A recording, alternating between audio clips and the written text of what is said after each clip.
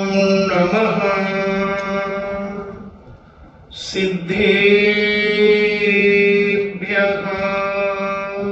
ॐ नमः सिद्धेभ्यः। नमो अरिहन्ताणम्।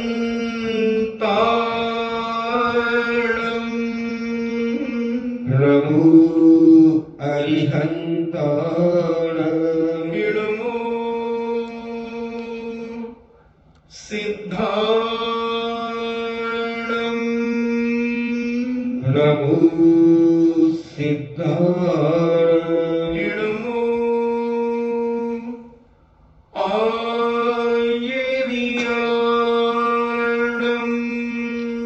नमो आयर्याणम्।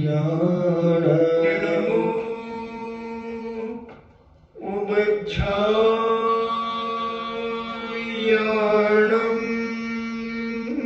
नमो उवज्झायाणम्। नमो लोये सब्बेसाहूणम्।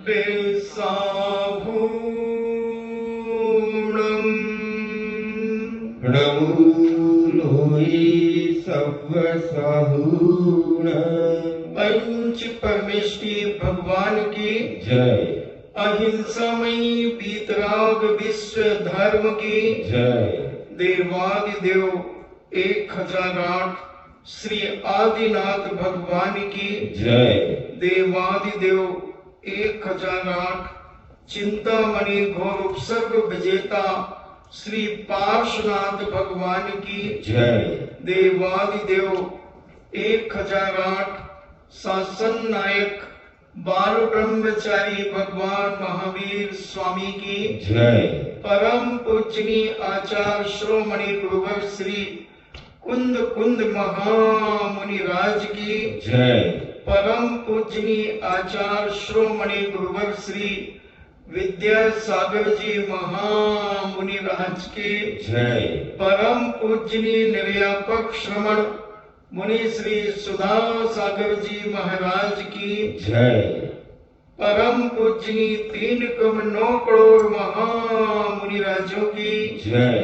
तपोदय अतिशय क्षेत्र की जय। तब वृक्ष लक्ष्मी गंभीर सगरी महाराज की जय। चर्चा चल रही है ध्यान की, और ये धर्म ध्यान की चर्चा हम अपने जीवन में समझ रहे हैं कि कौन सा ध्यान हमारे जीवन में कितना उपकारी है और कौन सा ध्यान हमारे जीवन में विनाशकारी है। ध्यान के बिना तो जिंदगी नहीं है, मगर कौन सा ध्यान करें हम अपने जीवन में। अधिकतर आदमी आर्ध ध्यान और बहुत ध्यान में अपनी जिंदगी को समाप्त करता है, वहीं से शुरू होता है और घूम करके वहीं समाप्त कर देता है। ऐसा संसारी प्राणी इसी कारण से 84 लाख योनियों में भटक रहा है। कुछ धर्म ध्यान अगर हम अपने जीवन में करते हैं तो उसके माध्यम से हमारे जीवन की उन्नति होती है। कौन कौन से गुण स्थान के व्यक्ति ये धर्म ध्यान कर सकते हैं? तो जैनाचार्यों ने कहा कि मूल रूप से तो धर्म ध्यान करने वाले 7वें गुण स्थान में जो मुनिराज होते हैं वही धर्म ध्यान कर सकते हैं, क्योंकि अप्रमत्त गुण स्थान एक ऐसा गुण स्थान है कि जिसमें धर्म ध्यान अप्रमत्त गुण स्थान में ही धर्म के अभाव का प्रसंग आता है।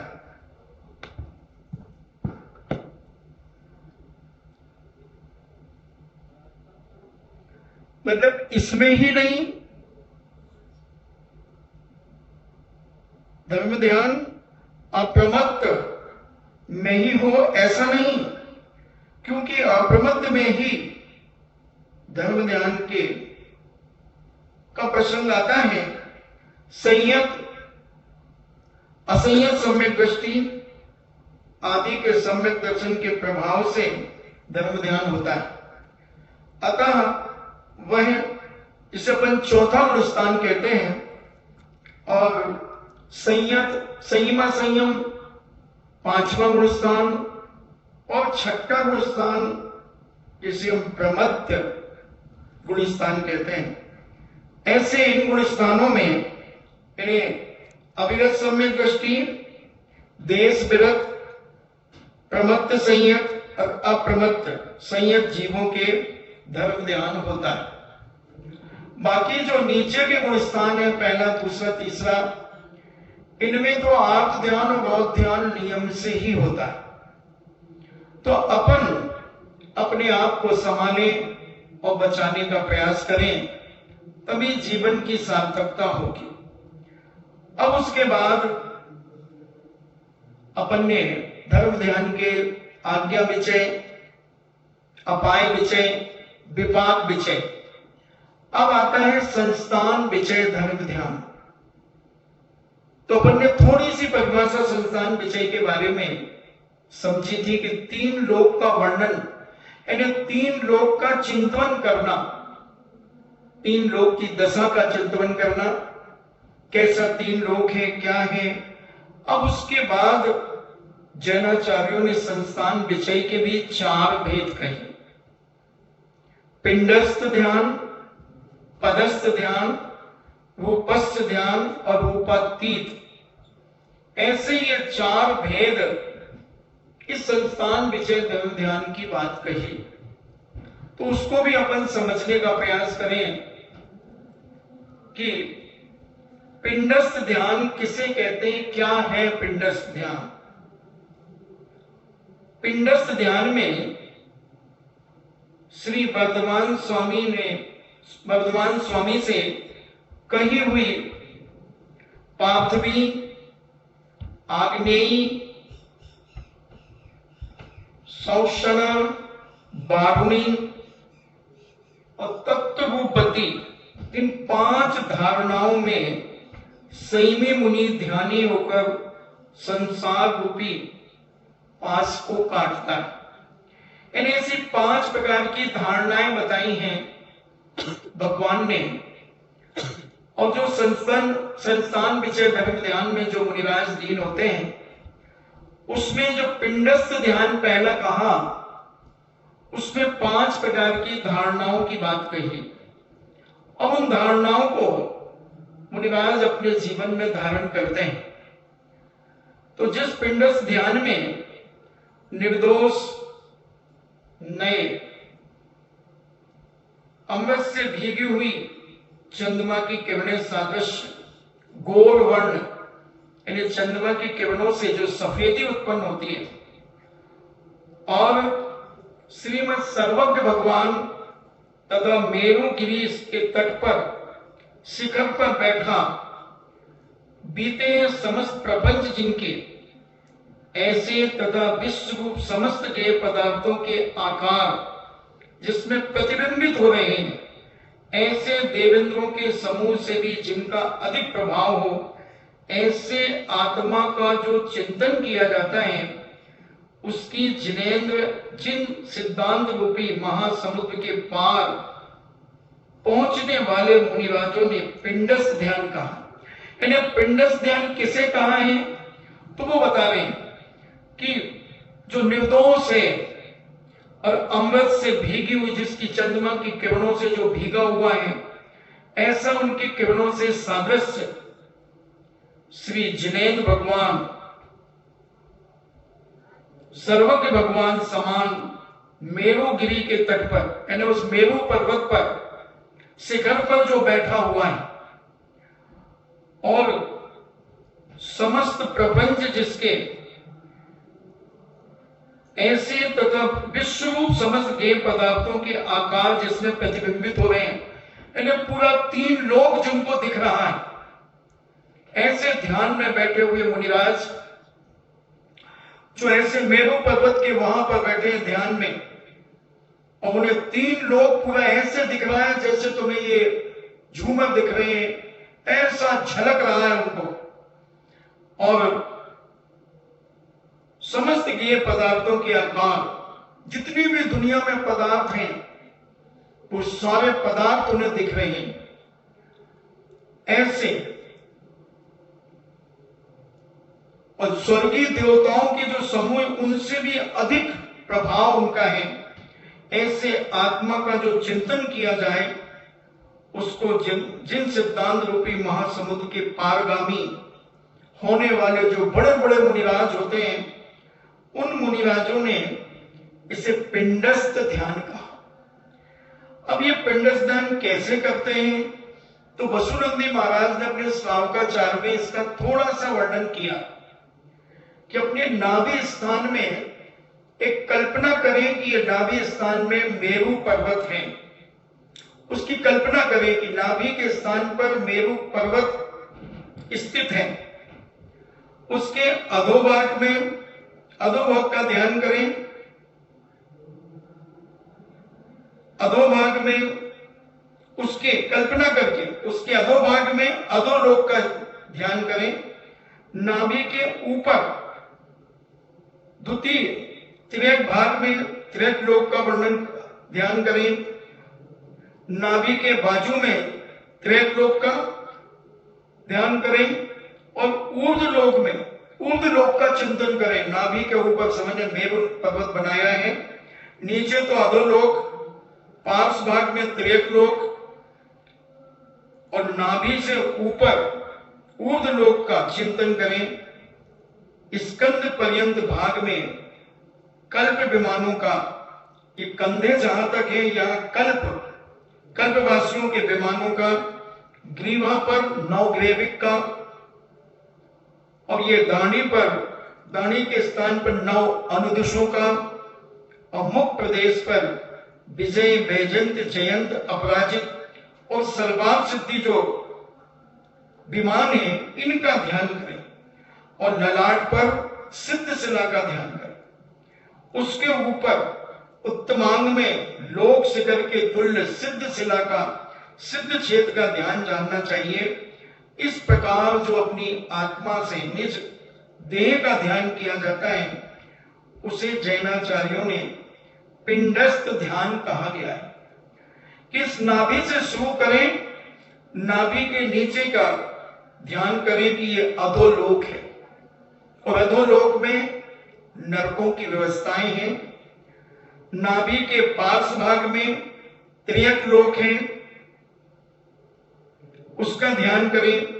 और नाभि से ऊपर ऊर्ध्व लोक में चिंतन करें, ऊर्ध्व लोक का, कि ऊर्ध्व लोक में क्या क्या है।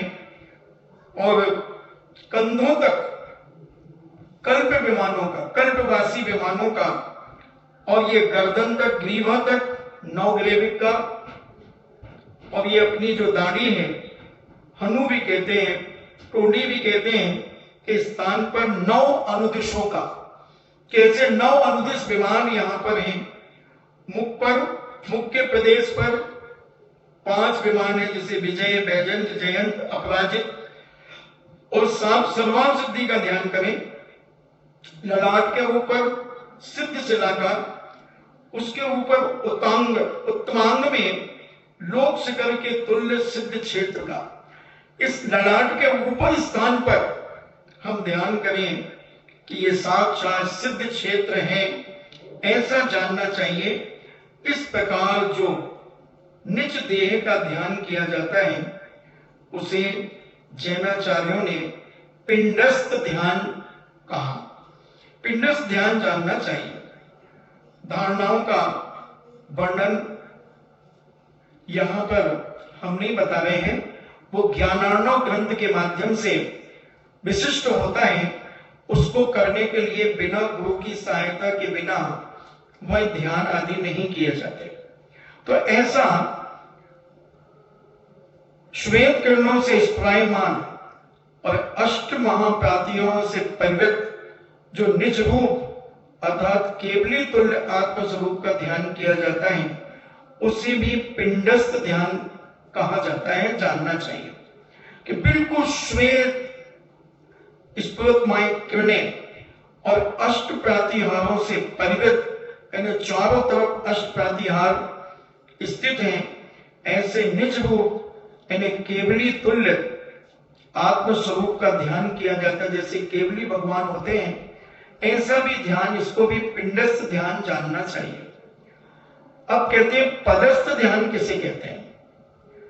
तो जिसको योगीश्वर पवित्र मंत्रों के अक्षर स्वरूप पदों का आलंबन करके चिंतन करते हैं, उनको अनेक नयों के पार पहुंचने वाले योगीश्वरों ने पदस्थ ध्यान किया है, कहा।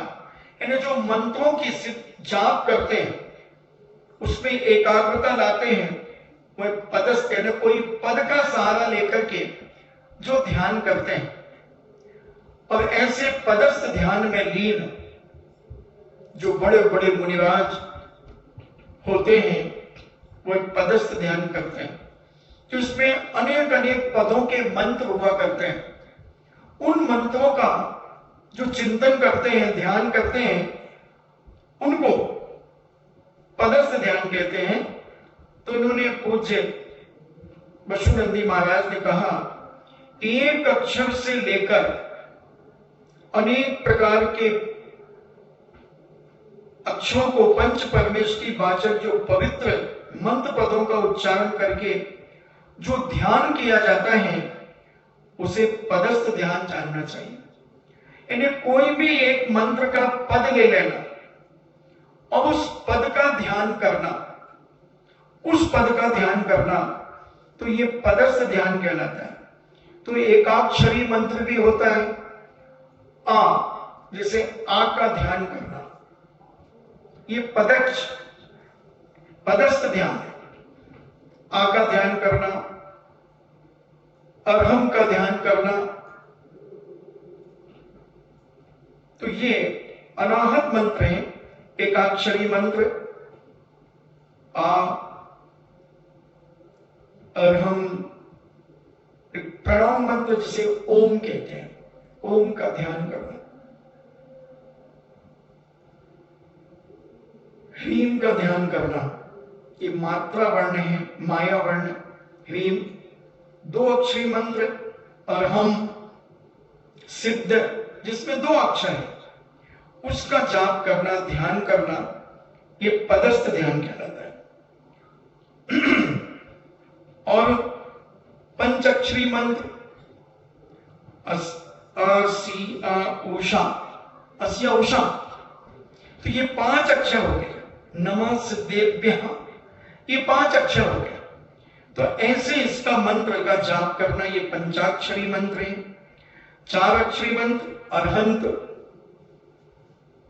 6 अक्षरी मंत्र अरहंत सिद्ध,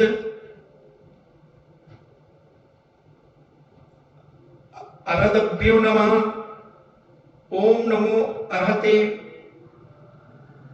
अरहद्भ्यः नमोस्तु। ऐसे अनेक मंत्र अक्षरों के हिसाब से बना सकते हैं। जो ओम नमः सिद्धेभ्यः, नमो अरहत सिद्धेभ्यः, ये ऐसे 6 अक्षरों का मंत्र है।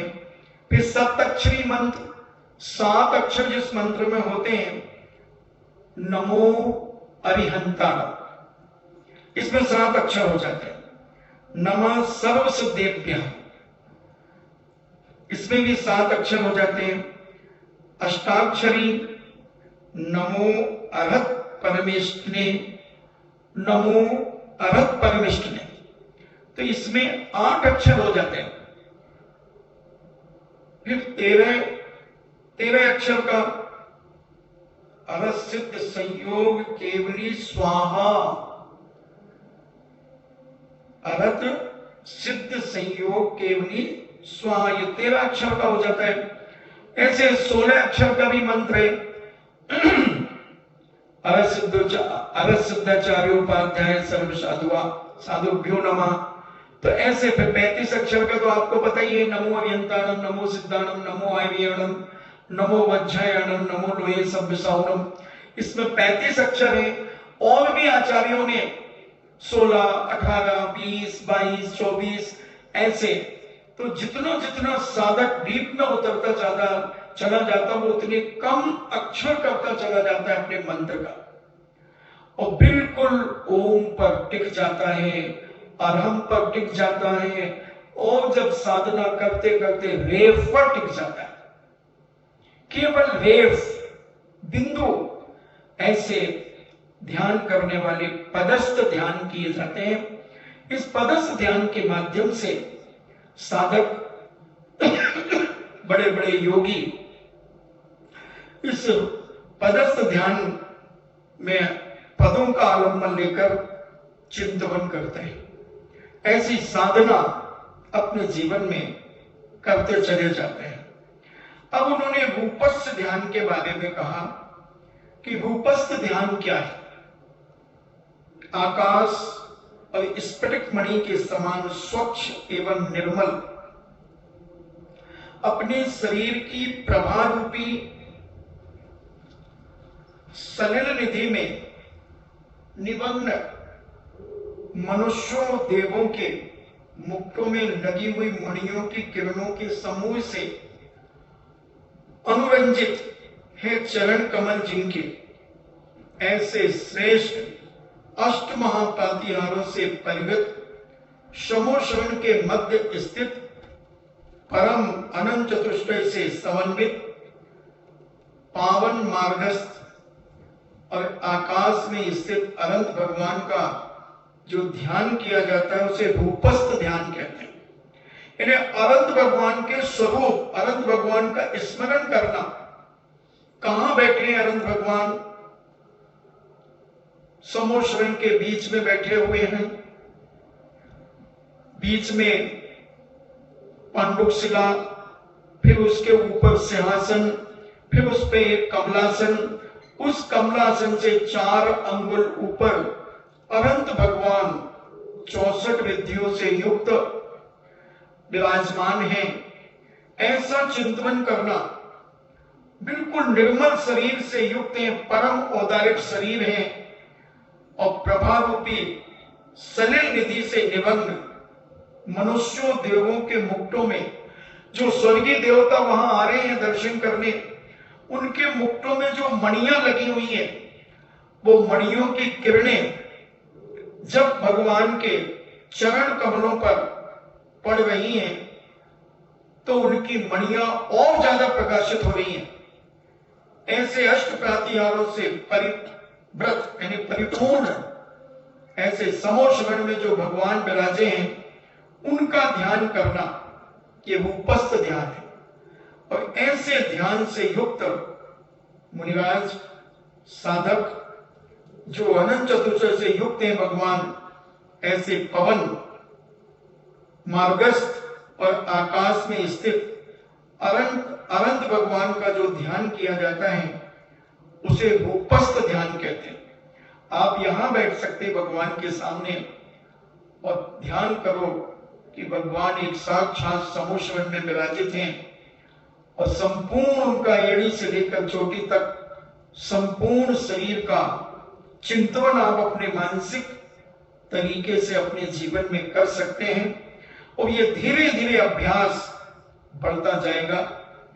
ये तो वैसे तो ये ध्यान मुनिराज ही करते हैं, जो बड़े वीतरागी पवित्र मुनिराज होते हैं, ऐसे वो रूपस्थ ध्यान में चले जाते हैं। और भी आचार्यों ने इसके बारे में बताया, उसको भी अपन देखें। ऐसे ही अर्थात उपर्युक्त सर्व शोभा से समन्वित किंतु समोशरण आदि परिवार से रहित। अभी बताया कि समोशरण में बैठे जो भगवान है उनका चिंतन करते हैं। दूसरे आचार्य कहते हैं उनका भी करते हैं और उस समोशरण से रहित होकर के भी करते हैं कि क्षीर सागर के मध्य में स्थित अथवा उत्तम क्षीर सागर के समान धवल कमल के वर्ण के समान की कणिका के मध्य में स्थित क्षीर सागर के जल की धाराओं के अभिषेक से धवल हो रहा है सर्वांग जिनका, ऐसे अनंत परमेष्टि का जो ध्यान किया जाता है उसे रूपस्थ ध्यान कहते हैं। इन्हें जो समोशरण आदि से तो रहित हो गए, अधर बैठे हुए हैं और ऐसे भगवान जो क्षीर सागर के मध्य में स्थित है, बिल्कुल क्षीर सागर के बीच में बैठे, जैसे भगवान महावीर स्वामी पद्म सरोवर के ऊपर खड़े थे। जब योग निरोध कर लिया तब ऐसे खड़े थे, ना वहां समोषण था, ना अष्टव्याति हाथ थे, कुछ भी नहीं थे। तो वसुनंदी महाराज कहते हैं कि एक ऐसा भी आप विचार कर सकते हैं, चिंतन कर सकते हैं कि क्षीर सागर के मध्य में उत्तम क्षीर सागर के समान धवल कमल के वर्ण के, कमल की कणिका के मध्य, जो कमल है उसकी जो कणिका है, उस कणिका के बीच में स्थित क्षीर सागर के जल की धाराओं के अभिषेक से धवल हो रहे हैं। क्षीर सागर का जल जो दूध के समान है, दूध नहीं है मगर दूध के समान है, और भगवान उस क्षीर सागर के बीचों बीच कमल की कणिका के से 4 अंगुल ऊपर बैठे हैं और उनका अभिषेक क्षीर सागर के जल से हो रहा है। बिल्कुल सफेद दिख रही है चारों तरफ से। ऐसा भी ध्यान धवल हो रहा है सर्वांग जिनका, ऐसे अनंत परमेष्टि का जो ध्यान किया जाता है उसे रूपस्थ ध्यान कहा जाता है। रूपस्थ ध्यान जानना चाहिए। हे मुने, तुम आगे लिखे हुए इस प्रकार से सर्वज्ञ देव का स्मरण कर ऐसा ध्यान करते हैं मुनिराज, जिस सर्वज्ञ देव के ज्ञान रूप निर्मल दर्पण के मंडल में अनेक वस्तुओं से भरा हुआ चराचर या जगत प्रकाशमान है। और ऐसा विचार करो कि उन प्रभु को पूरे 3 लोक जो जीवों से ढसाढस भरा है, अनेक प्रकार के पुद्गल परमाणुओं से भरा है, और उन्हें बिल्कुल स्पष्ट चराचर दिख रहा है, यह जगत प्रकाशमान है। ऐसी दिव्य पुष्प वृष्टि हो रही है, दुंदुभी बाजे बज रही है, अशोक वृक्ष से सहित विराजमान है, राग रहित है, प्रातिहार मां लक्ष्मी से चिन्हित है, परम ऐश्वर्य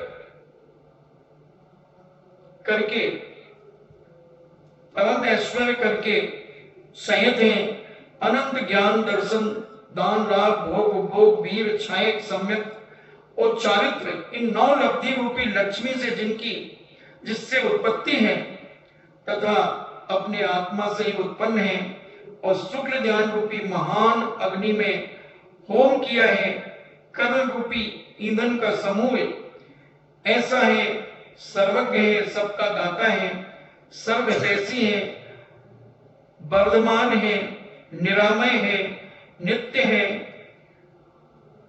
अव्यय है, अव्यक्त है, पुरातन इत्यादि अनेक सार्थक नामों से सहित सर्वगत देवों का नायक सर्वज्ञ जो श्री वीर तीर्थंकर हैं, उनके हे मुने तू स्मरण कर। ऐसे जो अनेक अनेक उपाधियों से विभूषित हैं, अनेक अनेक नामों से जो युक्त हैं, ऐसे प्रभु का स्मरण करता हुआ वह रूपस्थ ध्यान करने वाला साधक, वह परम पूज्य मुनिराज महायोगी जो सच्चे वीतरागी मुनिराज हैं, वो ऐसे रूपस्थ ध्यान में लीन हो जाते हैं। और रूपस्थ ध्यान के अंदर इस प्रकार की वह विचार चिंतन करते हुए अपने ध्यान को करते चले जाते हैं। रूपस्थ ध्यान 2 प्रकार का कहा, एक स्वागत, एक परगत। तो जिसमें अपनी आत्मा को ही ध्याया जावे वह स्वागत कहलाता है ना। वो मुनिराज कभी कभी अपनी आत्मा का ही चिंतन करते चले जाते हैं, अपनी आत्मा में, जैसे कहते हैं अप्पा अप्पा में रहो, यानी अपनी आत्मा में आत्मा के द्वारा आत्मा का ध्यान करने में तल्लीन हो जाते हैं, लीन हो जाते हैं। वो स्वागत रूपस्थ ध्यान कहलाता है। स्वागत यानी अपने में आकर के, अपनी आत्मा में लीन होकर के, और परगत जिसमें पंच परमेष्टि का ध्यान किया जाता है, वह परगत रूपस्थ ध्यान कहलाता है। पंच परमेष्टि का, अनंत भगवान का, अपने गुरु महाराज का भी किया जा सकता है, ऐसे भगवान की प्रतिमा का भी किया जा सकता है। ये सब परगत के अंतर्गत आ जाता है। तो ऐसे परगत का ध्यान भी करते चले जाते हैं। तो इसका क्या फल है? किसी ने पूछा कि ऐसा रूपस्थ ध्यान का फल क्या है? तो हमारे सुखचंद महाराज अपने ज्ञानार्णव ग्रंथराज के अंदर कहते हैं कि जिस सर्वज्ञ देव को आराधन करके संसार से निष्प्रय मुनिगण मोक्ष को प्राप्त हुए, ऐसा ध्यान करने वाले मुनिराज मोक्ष को प्राप्त हुए हैं, तथा मोक्ष लक्ष्मी के संगम से उत्सुक भव्य जीव जिनका निरंतर ध्यान करते हैं, योगी उस सर्वज्ञ देव परम ज्योति को आलंबन करके गुण गामों में रंजायमान होता हुआ मन में विक्षेप रहित होकर उसी स्वरूप को प्राप्त होता है। यानी उन भगवान का ध्यान करते हुए जो बड़े बड़े मुनिराज हैं, एक दिन वह उसी मोक्ष पद को, उस अरहंत पद को पा लेते हैं। इसलिए वह रूपस्थ ध्यान किया करते हैं। रूपातीत ध्यान, ये रूपातीत ध्यान को कहते हैं कि रूपातीत ध्यान किस प्रकार से किया जाता है? रूपस्थ ध्यान के पश्चात सबसे पहले उन्होंने पिंडस्थ ध्यान बताया, फिर पिंडस्थ के बाद पदस्थ ध्यान बताया, फिर रूपस्थ ध्यान बताया। और रूपस्थ ध्यान करने के बाद जो साधक रूपस्थ ध्यान में इतनी एकाग्रता ले आते हैं अपने जीवन में कि उन्हें किसी भी प्रकार का कितना भी उपसर्ग हो जाए वो ध्यान से विचलित नहीं होते। फिर वह रूपातीत ध्यान करते हैं।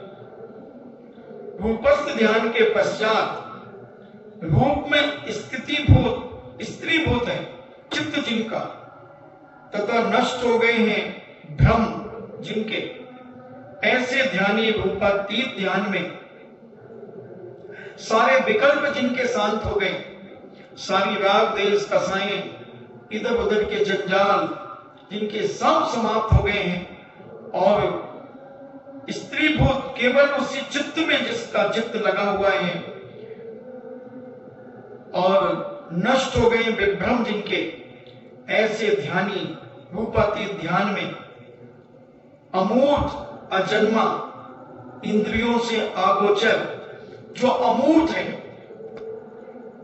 जो दिखाई नहीं दे रहा है, ऐसा अमूर्त का ध्यान, अजन्मा जो कभी जन्म नहीं हुआ है, इंद्रियों से अगोचर जो हमारी इंद्रियों के द्वारा देखा नहीं जाता, ऐसे परमात्मा के ध्यान का प्रारंभ करता है, शुरुआत करता है। कौन? जिसने रूपातीत ध्यान कर लिया है, एक रूपस्थ ध्यान कर लिया है, वह रूपातीत ध्यान में जाने के लिए सारे इंद्रजाल को समाप्त कर देता है, सारे भ्रम को खत्म कर देता है, और ऐसे उनका चिंतन करता है जो अमूर्त है, जो दिखते नहीं है, अजन्मा है, जिनका जन्म नहीं हुआ है, इंद्रियों से जो अगोचर है, ऐसे परमात्मा का ध्यान का प्रारंभ करता है। और जिस ध्यान में ध्यानी मुनि चिदानंदमय, एक चिदानंदमय नाम रखना अलग चीज है। कोई साधुओं के नाम चिदानंदमय नाम तो है, चिन्मय सागर, चिदानंद सागर, नाम से नहीं होता। सब भ्रमजाल जिनके खत्म हो गए, और ऐसे चिदानंद शुद्ध अमूर्त परमाक्षर रूप आत्मा को आत्मा से ही स्मरण करे, वह रूपातीत ध्यान माना जाता है। जो अपनी आत्मा में आत्मा के द्वारा ही तल्लीन हो जाए।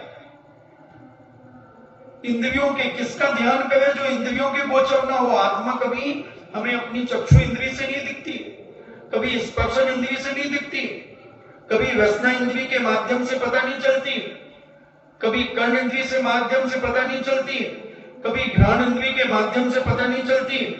ऐसे इंद्रियातीत जो इंद्रियों से अगोचर है, ऐसे चिदानंदमय मुनि अपनी उस शुद्ध अमूर्त परमाक्षर रूप आत्मा को आत्मा से ही स्मरण करें, वह रूपातीत ध्यान माना जाता है। ऐसा सुखचंद महाराज अपने ज्ञानार्णव ग्रंथराज के अंदर इसकी घोषणा करते हैं। समस्त अव्ययों से परिपूर्ण और समस्त लक्षणों से लक्षित ऐसे निर्मल दर्पण में पड़ते हुए प्रतिबिंब के समान प्रभा वाले परमात्मा का चिंतन करें, जो सारे लक्षणों से युक्त हैं। ऐसे निर्मल पवित्र परम औदारिक शरीर को धारण करने वाले ऐसे भगवान परमात्मा का चिंतन करते हैं, जिसका वर्ण रस गंध और स्पर्श से रहित है। न उनका कोई स्पर्श है, न उनका कोई वर्ण है, न कोई रंग है, और न उनके शरीर में कोई गंध है और न कोई रस है। इनसे रहित केवल ज्ञान दर्शन स्वरूप को सिद्ध परमेश्वरी या शुद्ध आत्मा का ध्यान किया जाता है।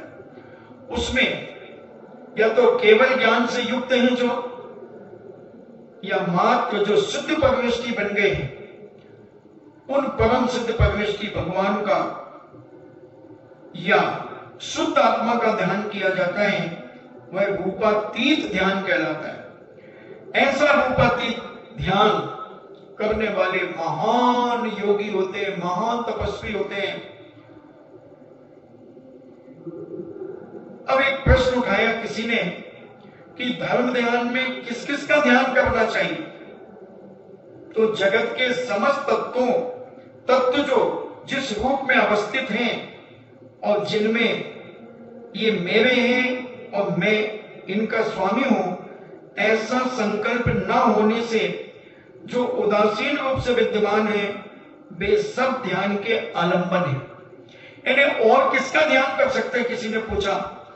तो उन्होंने कहा कि दुनिया में जो कुछ भी है उन सबका ध्यान कर सकते हैं। इस पंडाल का भी ध्यान किया जा सकता है, एक बल्ब का भी ध्यान किया जा सकता है, एक पेड़ का भी ध्यान किया जा सकता है, इस कैमरे का भी ध्यान किया जा सकता है, किसी भी XYZ किसी भी चीज का ध्यान किया जा सकता है। मगर ये ध्यान रखना, ना मैं उसका हूं और ना वो मेरा है। ऐसी कौन कौन सी वस्तु को तुम मान सकते हो, उसका ध्यान कर सकते हो।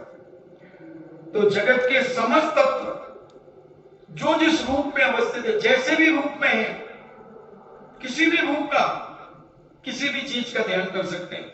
मगर वो जैसी अवस्था में है वैसी अवस्था में उसका ध्यान करना, और ऐसा ध्यान जिसमें न मेरे तेरी का भेद न हो, और जिसमें मेरे हैं और मैं उनका हूं, उनका स्वामी हूं, उनके घर का हूं, ऐसा संकल्प न होने से मात्र उदासीन भाव से, उदासीन रूप से जो विद्यमान हैं, वे सब ध्यान के आलंबन हैं।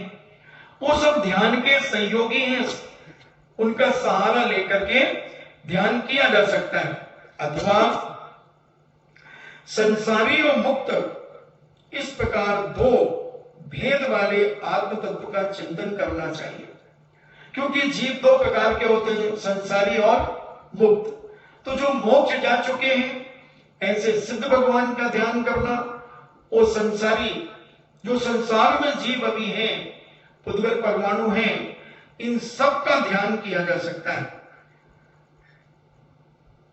जो जो पदार्थ जिस जिस प्रकार से अवस्थित हैं, उनको उसी उसी प्रकार से निश्चय करने वाले तथा ध्यान के इच्छुक मोक्ष अभिलाषी पुरुष को यह समस्त संसार का आलंबन ले सकता है, सहारा ले सकता है।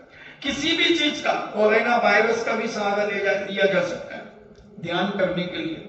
बस उसकी तुम्हें आकृति मालूम हो कि कैसा है आकृति है, या तुम एक अपनी कल्पना से बना सकते हो कोरोना की एक आकृति। चींटी का भी ध्यान किया जा सकता है, मकोड़े का भी किया जा सकता है, कॉकरोच का किया जा सकता है, किसी भी चीज का, कोरोना वायरस का भी किया जा सकता है। आज जो जिसमें त्राही व मची है, उन देशों की स्थिति का भी ध्यान किया जा सकता है। तो ध्यान तो किसी का भी किया जा सकता है, मगर उसमें तेरी मेरी नहीं होना चाहिए। ये हमारा देश है, वो उनका देश है, नहीं। मात्र वहां की दशा का स्मरण करना, उस दशा को याद करना, उसका चिंतन करना, ये मोक्षाभिलाषी पुरुष उसका ध्यान करते हुए आलंबन लेते हैं।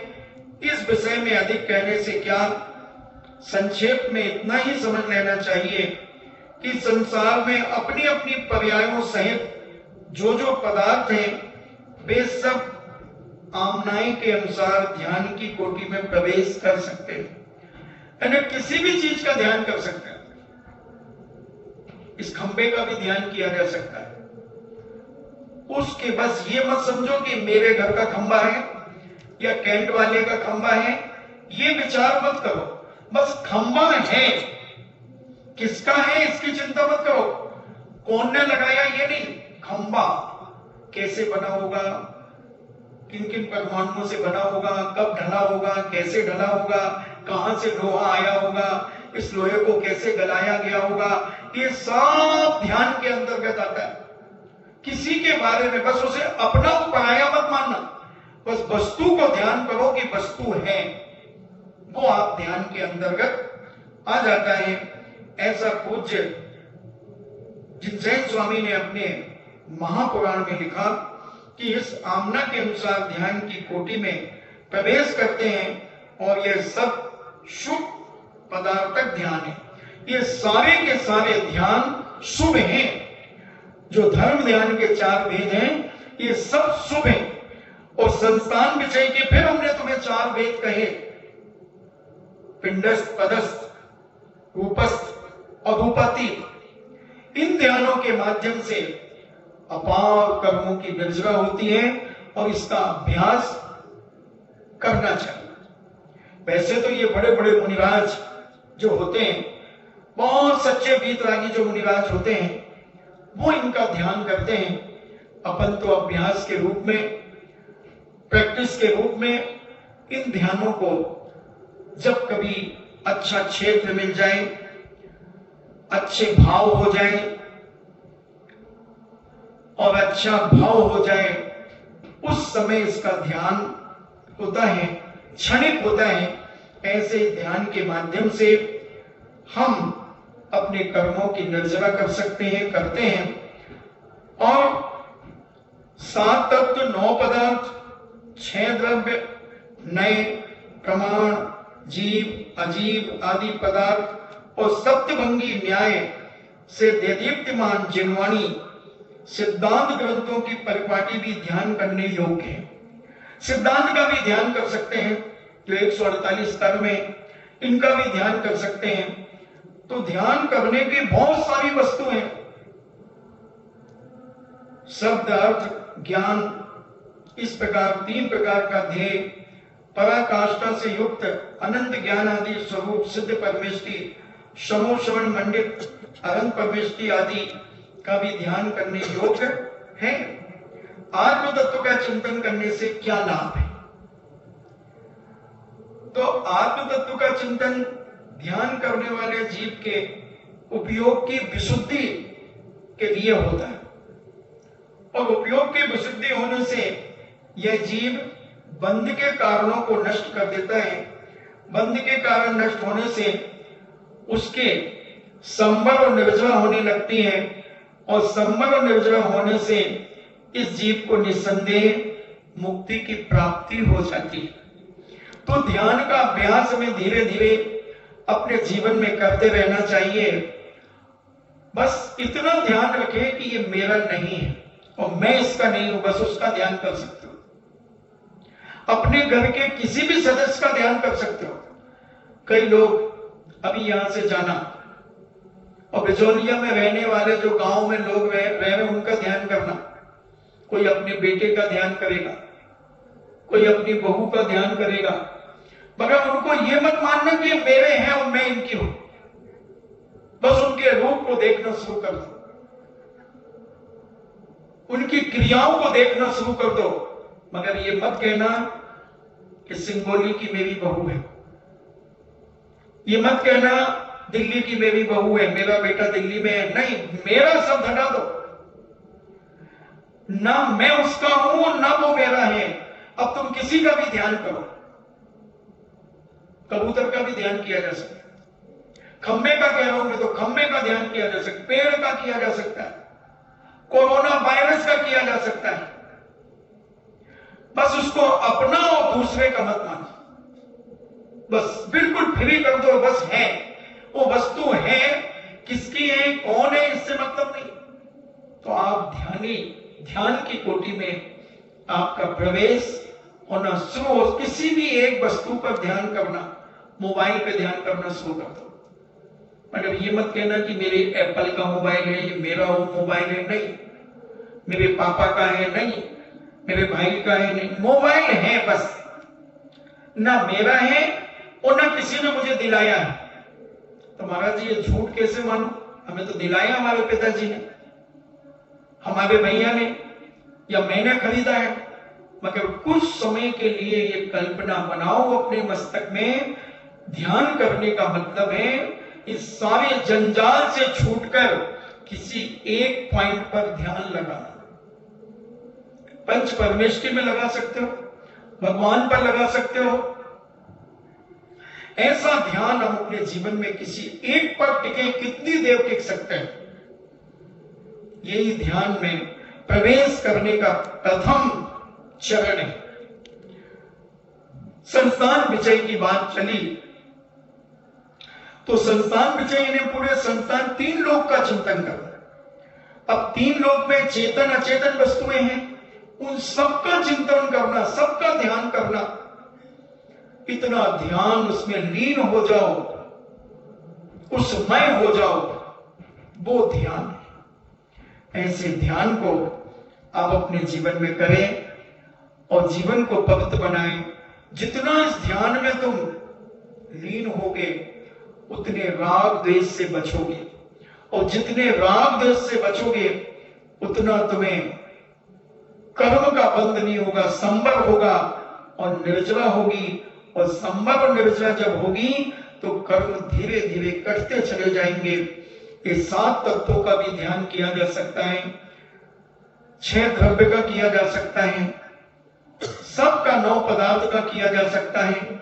इन सबके ध्यान अपने जीवन में नयों का किया जा सकता है।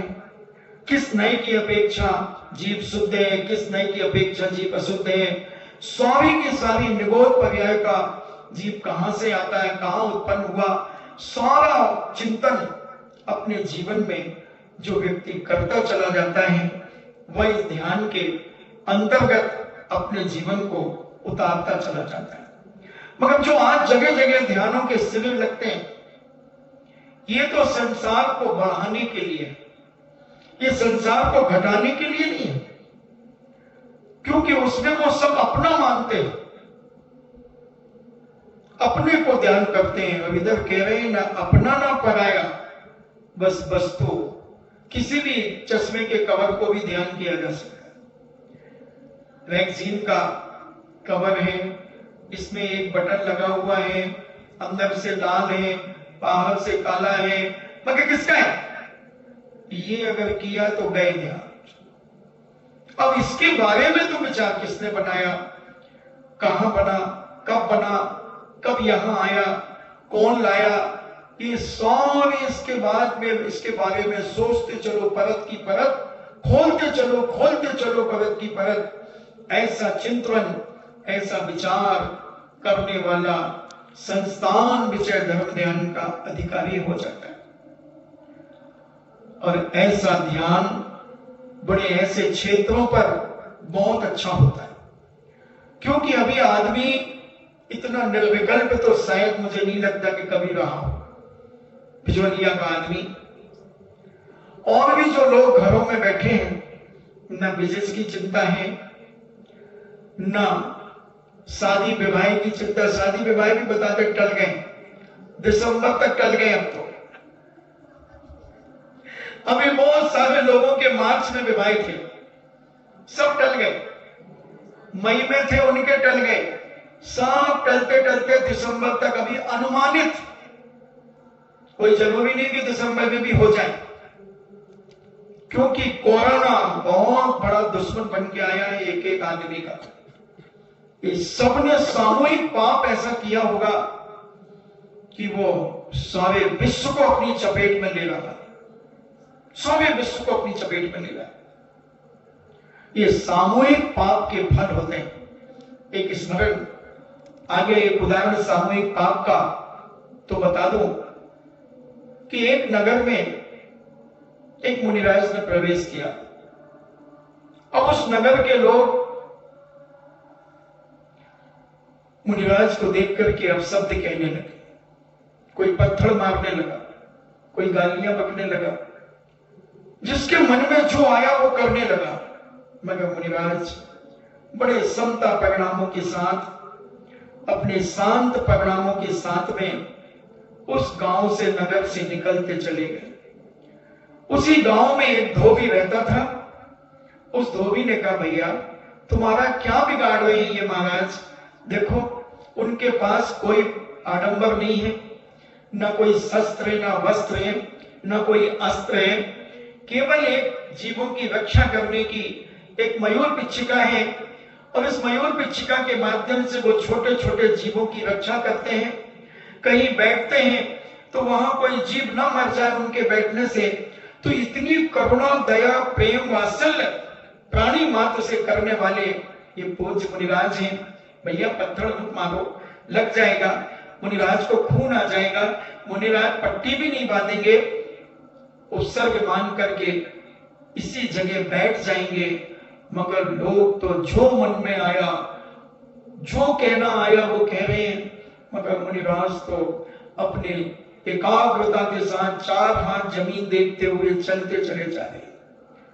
कोई कह रहा है शर्म नहीं आती इसको, नंगा कहीं का, कोई कुछ कह रहा है, कोई कुछ कह रहा है। मगर पूज्य मुनिराज यही विचार कर रहे हैं कि नाना जीव इस संसार में होते हैं, नाना कर्मों का उदय सबका आता है। मेरा भी अभी असाता वेदनी का उदय चल रहा है। और ये व्यक्ति अपने जीवन में महान मिथ्यात्व के कारण, अज्ञानता के कारण इस प्रकार की बातों का उच्चारण कर रहे हैं। इनकी सद्बुद्धि प्रदान हो, अनेक अनेक समता भाव से पूज्य मुनिराज जा रहे हैं। और वह नगर उन्होंने पार कर दिया। उस धोबी ने, बेचारे ने पूरी ताकत लगाई उन्हें बचाने की, पूरी ताकत लगाई। और वही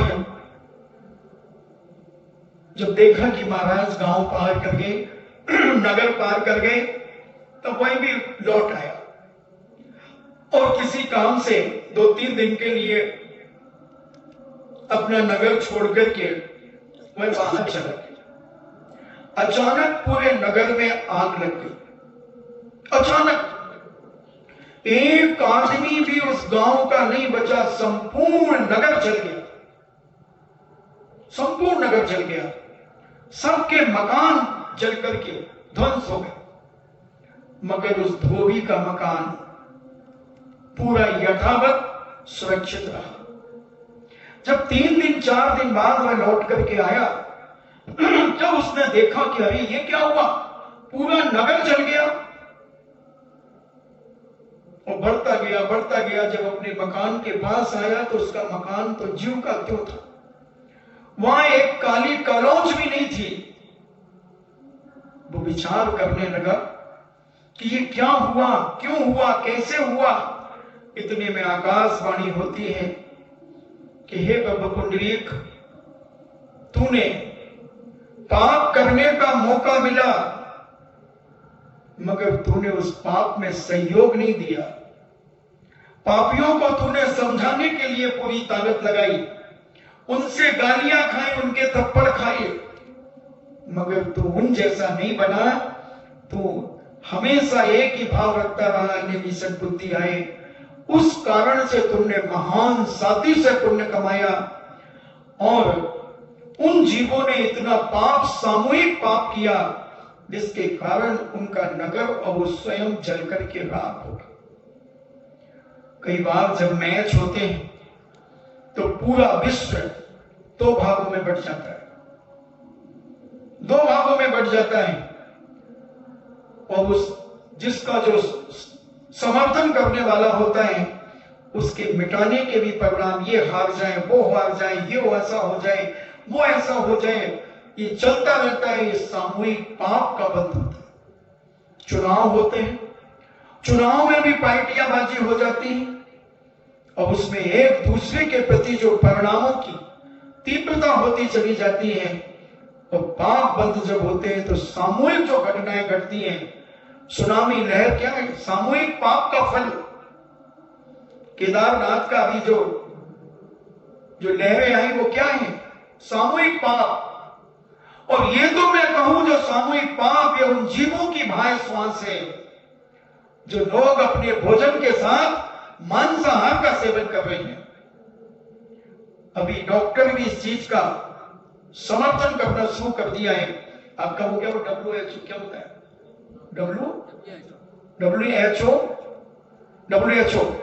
WHO के जो डॉक्टर्स हैं उन्होंने भी ये घोषणाएं की हैं कि इस मांस के कारण ये कोरोना बहुत तेजी से फैल रहा है और जो मांस खाने वाले लोग हैं उनको ज्यादा अटैक कर रहा है।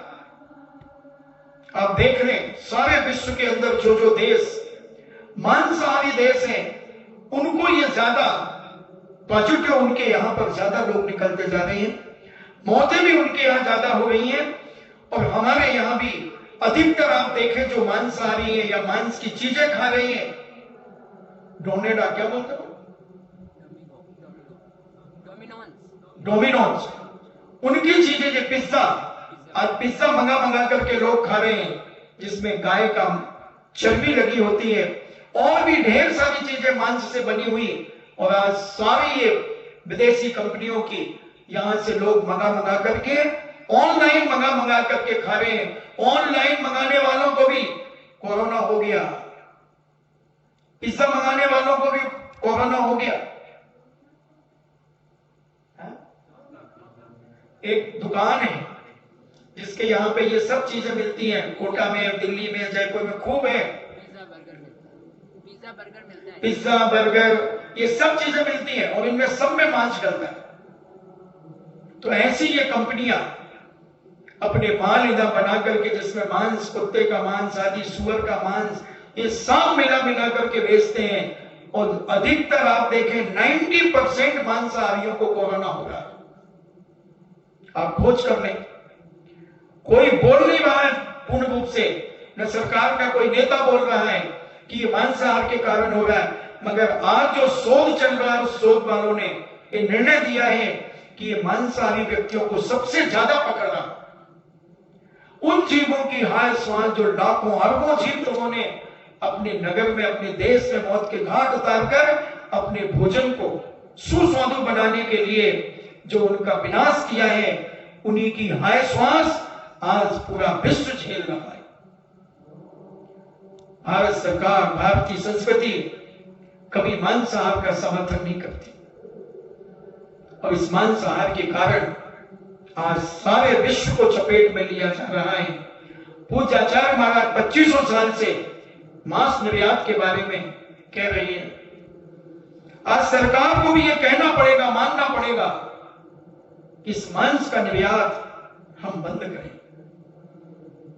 लाखों करोड़ों पशु रोज कटते हैं और उनकी हाय श्वास अन्य देशों में तो संज्ञा पंचेंद्रिय के साथ साथ 6 इंद्रिय, 3 इंद्रिय, 2 इंद्रिय ऐसे जैसे खोंचे के ठेले लगते हैं, चूड़े के जैसे ठेले लगते हैं, दुकानें लगती हैं, ऐसे उन कीड़े मकोड़ों की दुकानें विदेशों में लगती हैं।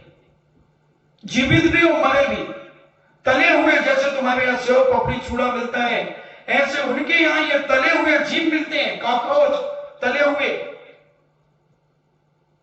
टिड्डे, केचुए, चींटी का भुरका, क्या क्या नहीं मिलता, कुत्ते। और अधिकतर उन्हीं देशों में यह कार्य हो रहा। तुम ध्यान करना 5 मिनट के लिए, पढ़े लिखे हो, विचार करना अपने जीवन में और आंकड़ा देखना कि जहां जहां मांसाहार है वहीं ज्यादा लोग मर रहे हैं। जहां जहां मांसाहार, महाराष्ट्र में भी मांसाहार बहुत है, वहां भी स्थिति खराब है। मुंबई में भी मांसाहारी लोग बहुत सारे हैं, वहां 900 के ऊपर संख्या पहुंच गई पॉजिटिव की। तो मांसाहारी इसलिए कम से कम हम उच्च घराने वाले मानसों से बचकर अपने जीवन को पवित्र करें। आपका समय हुआ, हम समझें अपने जीवन में कि हे भगवान, हम ऐसा ध्यान करें, ऐसा चिंतन करें अपने जीवन में कि हम इस मांसाहार से बचकर शुद्ध शाकाहारी जीवन जिए और प्रत्येक प्राणी का कल्याण हो। ऐसी मंगल भावना अपने जीवन में भाते हुए अपना और पर का कल्याण करने की स्थिति में अपने जीवन को आगे बढ़ाएं। ऐसी मंगल भावना के साथ जिनवाणी स्तुति।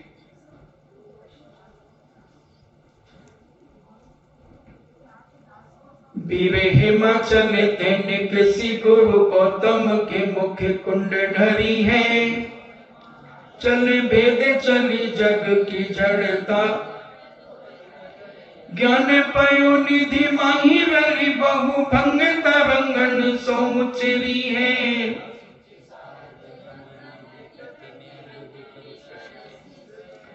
या जग मंदिर में अनिवार्य अज्ञान अंधेरे छयो अति भारी।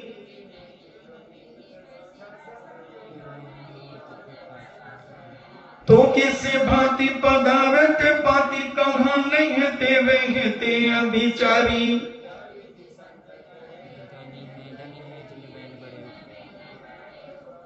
जिन वाणी के ज्ञान से सूझे लोकालोक, सो वाणी मस्तके धरो सदा देत हूँ धो।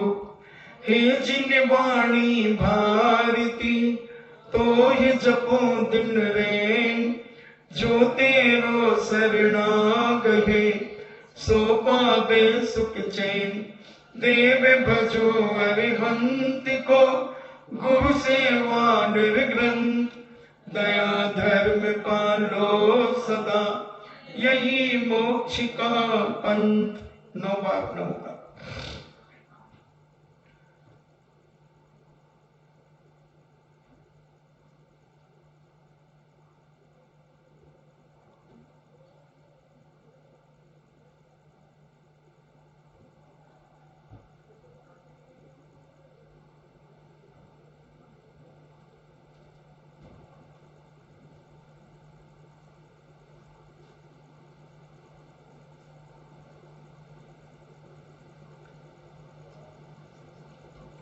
परम पूज्य द्वादशाह जिनवाणी माता की सुत देवता, शुद्ध देवता, सुत देवता, जैनम जेतु शासनम, जैनम जेतु शासनम, जैनम जेतु शासनम।